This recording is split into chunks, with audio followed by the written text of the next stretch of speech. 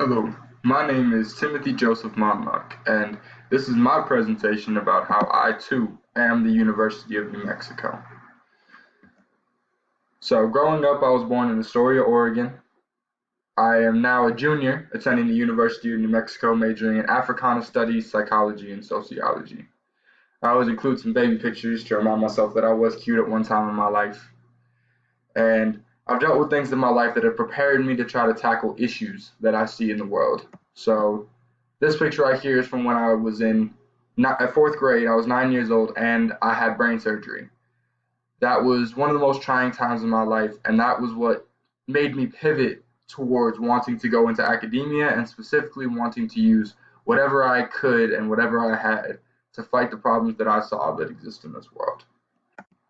This is my lovely girlfriend, Keisha. I always include her in my presentations. We've been together for about a year, and she's been, along with all the people in this picture, those from African American Student Services, the driving force behind me choosing to fight against societal oppression and the issues that I see on this planet and specifically in this country that we live in. So, before I begin, I want to go into the problems that I see as facing this country and the problems that I'm choosing to use my resources and my abilities to fight against. And they are many, they are numerous, and they are graphic. They are issues that affect us all, and they are issues that need to be addressed, or else hundreds of thousands of people will continue to be affected every single year by these problems in negative ways.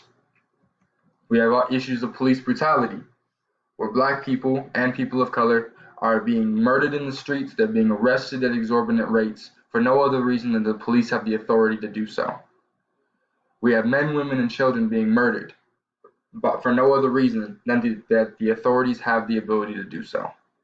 Children being beaten, being forced into positions that are physically harming to them and mentally harming to them, having their parents taken away, all because this system that this country has built chooses that white people are more important and more valued than people of color.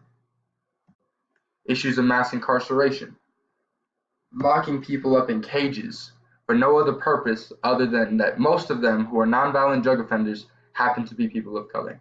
Black people in particular being locked up at exorbitant rates for having done no wrong except to have had some small amount of illicit drugs on their person when they interacted with a police officer.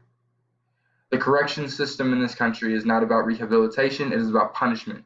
And when your correction system is about punishment, that leads to having a country that only has 5% of the world's population, but 25% of the world's prisoners. Leads to a country with a state, Louisiana, that if Louisiana was its own country, would lock up more people per capita than any other nation on this planet.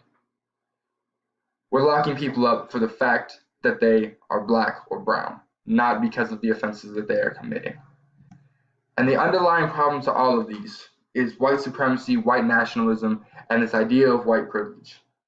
The idea that a president can use a slogan that was first used by the Ku Klux Klan to promote the murder, the assault, and the hatred perpetrated against specifically black communities.